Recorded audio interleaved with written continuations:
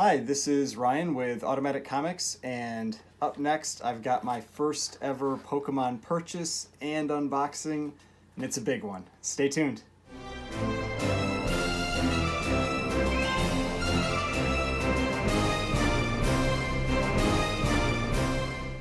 Alright, so before we get started, please remember to hit that like button and hit the subscribe button if you'd like to see more content like this.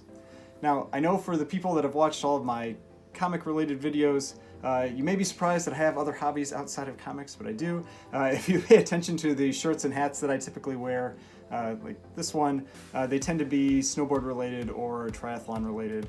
I am a big snowboarder, love snowboarding, and I consider myself a pretty strong triathlete. And one of the things that's happened over the last year or so, with the pandemic and everything, is that a lot of the hobbies that we generally used to do, maybe we haven't been able to do quite as much. And so that's caused us to expand more into other hobbies or other interests that we had.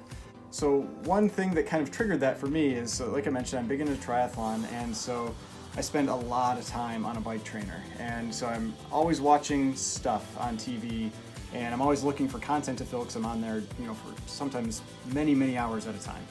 And one of the things I came across maybe about 10 months ago, kind of when everything kind of started, was Pokemon card unboxings or cracking packs, that kind of thing. And specifically PokeRev and his PokeCave. And when I started watching him, he had maybe 20,000 subscribers, something like that. He's now up to around 300,000 because Pokemon has really gone pretty crazy. And he does these pack openings and box openings of modern sets as well as vintage sets. So people will buy packs from him, and then he'll open them, live on YouTube, and then send the cards to the people who purchase them. And he does like I said, he does all kinds of different Pokemon cards, but he does a lot of really early cards too, like first edition base, jungle, fossil, XY era, all this kind of stuff. And I just watched so many hours of Pokemon card openings. So eventually this kind of, got to me, and I decided, maybe it's something I want to get into a little bit more. And I collected cards when I was a kid, mostly sports cards, but Pokemon really seemed like a good crossover for comics for me. And if you watch my prior video on the comic book market and how heated that has gotten, which I believe is a big contributor to that, is people from the cards market getting into comics. This is me now getting into the the card market from the other side. And one thing with Pokemon that had always been a little concerning for me as a collectible is that it's a modern collectible. I grew up in the time when things really started becoming modern collectibles. You'd open your cards, you'd put them right into sleeves, you'd put them right into binders, and so there's just a lot of cards around, and they're in pretty good condition.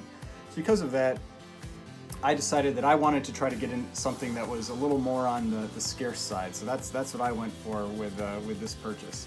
Now, like I mentioned, it is my first Pokemon purchase. However, I have had a card with me for the last 20 years that has always been on me. And it is probably a crime what this card looks like, but so here it is. So you can't even really tell what it is. So it's a Dark Persian Black Star promo card from a Nintendo magazine in 2000. You can see it's still got a little bit of that hollow on there. I think it's a grade like a 0 or -1, something like that. But basically, I was over at my friend's house. He had this card, he gave it to me, and I put it in my wallet at the time, and it has been either in my wallet or in a money clip or something that's on me ever since then. So I've had it for 20, 21 years now, something like that. So I think Pokemon cards really compare well with comics. So with comics, when you're getting them graded, a lot of times, then you're taking them and you're displaying them, like I have, behind me. You're displaying these. There's something that you're kind of showing off. They're like artwork. That's how, a lot of people really look at Pokemon cards. It's the artwork that's really interesting with those. But also, with Pokemon cards, you're looking for things like rarity, hollow cards, that kind of thing. And with comics, you're looking for key moments in history, when characters were introduced, when there are important storylines, things like that. So over these last 10 months, as I've been getting more into Pokemon, I've watched, a lot of, like I mentioned, I watched PokeRev. I got into Twice Baked Jake, he talks a lot more about kind of the investing side of Pokemon, as well as some channels like Cardinal Gaming, where they just talk about the business, a lot of the business side of Pokemon, which I found is really interesting. So with that, I think I've talked enough about about Pokemon cards and and that kind of thing. Let's get into this box.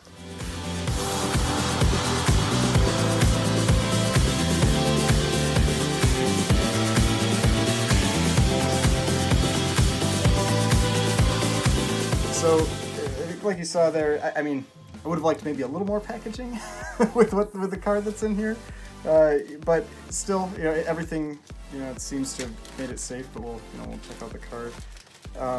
Looks like so the seller, they put these like little kind of like desiccant packets in there, so that's nice.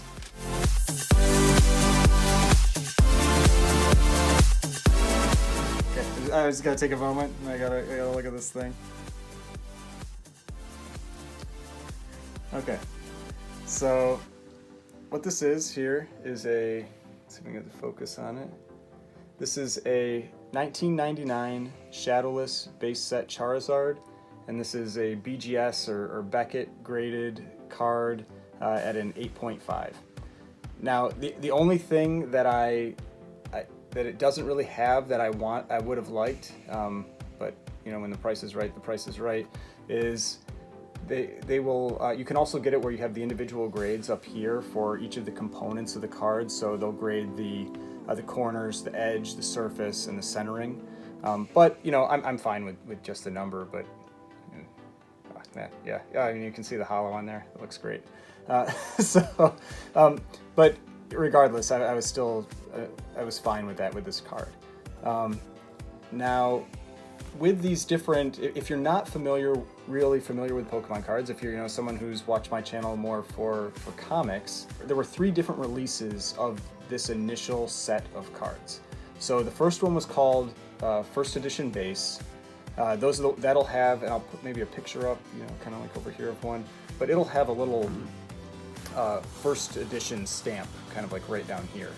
And so that First Edition base is what you'd see like Logan Paul opening in recent YouTube videos, where it's like $1 million for a box of cards, and they're trying to find a $300,000 to $400,000 Charizard.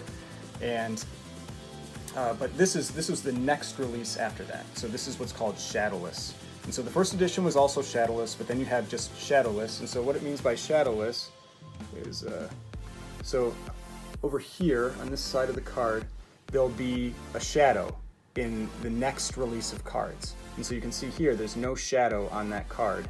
And I'll show a picture, kind of one that has a shadow over here too. And so you've got the first edition with the stamp, you've got Shadowless, and then you've got Unlimited, which has the shadow on it. And the way I looked at it when getting this card was that I wanted something that was rare and very desirable, and Charizard is it's the card that everybody wants to get. Everybody wants a Charizard, and going into the kind of that initial set of cards, that was important for me to get a card from that original kind of era. Now, obviously, I didn't go for a first edition because I don't have $100,000 or $300,000 to spend on a card, but this was something that I felt I could manage. So, like was in the title to this video, I mean, this wasn't a cheap card. I mean, it was around $3,000, and so for any family members or things like that are watching this, I haven't gone crazy. I think it was a very good purchase. I've been seeing them in the exact same grade go for quite a bit more than that right now. So I am very happy with the purchase with that. And if you're just looking at, say, trying to open a pack of cards for the chance to get a card like this, a heavy pack of cards, so a pack that's generally, I believe it's over 21 grams, so a pack that's known to have a hollow in it, that will cost between $5,000 and $10,000 just for the shot at that card. And you may get one of many other types of hollows that don't have nearly the value of this one. So yeah, I am happy with that. But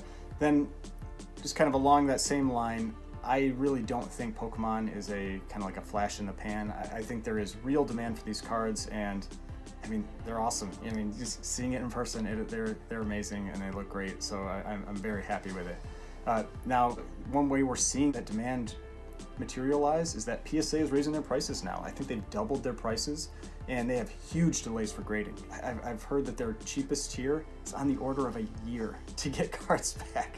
So I mean, just the demand right now for cards across the board is pretty incredible. Okay, so one other thing I thought I'd talk about was that I figured there might be people on this video that are interested in Pokemon cards and don't always see comic related content. And so I thought because in a recent video I did about the comic market and how it's been getting really hot lately, and one of the reasons I think that is because of card collectors that are getting into comics, I thought it might be kind of a good topic to talk about some of those similarities between cards and comics. And so the first one is that this card here is from the Wizards of the Coast era. And so that's kind of like that first era of printers in the US. And that's very similar. So I consider that kind of like the golden age of Pokemon cards. And so that's very similar to the golden age of comics, which were from around 1938 to 1955. And so what I have here is a book from the golden age. And so this is Wonder Woman number 26, and it's from 1947. And you can see it's an 8.5 as well, so the same grade as that as that card there, except that this is 75 years old instead of 20 years old. Now, if you recognize the label, you'll see that this is a CGC label, and CGC has recently gotten into the card grading arena. So this is BGS, the other big grader is PSA, and then now CGC is starting to get into it. Now, another thing is that with cards, you're looking for those key cards, holo cards, the Pikachu Illustrator card, the Red Cheeks Pikachu, all just those different special cards that are outside of the normal bulk of the Pokemon cards. And with comics, it's very similar. There are, you want the key first appearances, so the first time a character appears in that comic. You want key storylines, so those storylines that are very popular or famous, things like that. Those are books that you might go for. And so I think there is a lot of crossover there between how comics are treated and how cards are treated. Now, another thing that I thought would be kind of interesting to talk about is that a concern I think a lot of people have with cards is the volume of them, and that, then there's not going to be that value there for the cards because there's so many of them. But one of the ways that I like to look at it with comics is that some of the most valuable and popular comics, there are a lot of. And so one example of that is Hulk 181. Hulk 181 has 15,000 copies just graded, and there are way more than that are ungraded. And so let's see, we got one right up there. So that's my copy of Hulk 181, which is the first appearance of Wolverine. And so a 9.8 of that book sold recently for $59,000. 9.8 is about the equivalent of a PSA 10 or a BGS 10. And so just because there's a lot of something doesn't necessarily mean it doesn't have value. Another example is Amazing Spider-Man 300. So that's the first appearance of Venom, and so he's been in movies and that kind of thing. That is the most graded comic in existence. There are 25,000 copies approximately of that comic graded. And a 9.8, again, kind of the equivalent of that PSA 10, sells for around $5,000. And if you get into, there are some variants, like we'll call it variants, like a newsstand edition versus a direct edition. The newsstand goes for around $7,000 or $8,000. So there are a lot of those books out there, but they still have a very high value because there is so much demand for them. And I think that's very similar to Pokemon cards, where there's a lot of demand for these cards. And so even if there's thousands of them, that does not mean there isn't going to be significant value there. Now, one other thing I thought would be interesting to talk about is grading. And so with Pokemon cards, like this, what they grade on is they'll grade on the holo, so the condition of the holo or the surface. Then they'll grade on the corners, so how the condition of the corners, just the edges themselves, and the centering. And so if you look at this card here, the centering is actually really good on this card, which means it's even top to bottom and left to right. The centering on this card is really nice. But what I think really hurt this card, which knocked it down from a higher grade, as you can see, the centering on the back isn't quite as good. It's a little off top to bottom and left to right, but you can also see there's some whitening around the edges and corners. And I think, you know, you can see especially down here, there's some whitening down there on that corner. And I think that's really what kind of took it down. But still, you know, an 8.5, I wanted something above an 8, and this is 8.5, and yeah, looks great. But what I wanted to talk about, one of the things that's different with grading, so if you're getting into comics and maybe you don't understand this aspect of it yet, is that with comics, centering really doesn't matter. And you can see that with this book. So you can see this white along the edge here. And so what that is that's actually the back cover coming around to the front. And so it's because it's called a miswrap. And so that it's not centered perfectly. And the grading companies for comics, and you can also see up here at the top, you can see some white along the top, so it's not even top to bottom either. And grading companies do not grade you down for miswraps. You can have 9.8s with big miswraps, just like this, and it's not going to affect your grade. So that is one thing that's different between Pokemon cards and comics. And one thing that I think is also interesting with respect to the risk that comes with Pokemon cards, like if you're opening a pack of cards, you could have a brand new pack of cards, or even if it's 20 years old, a pack that's been sitting in a box for 20 years, it's never moved. And if you open that and it's off center, it doesn't matter, you're not getting that 10. If it's off center too much, you're not getting that 10. Whereas with a comic, it's completely different. You can still get that 9.8, you know, that perfect grade. Now, it may impact how much somebody really wants it, but from what I've seen, it doesn't. You know, there may be a small subset of collectors that'll be, you know, picky about that, but vast majority really don't care.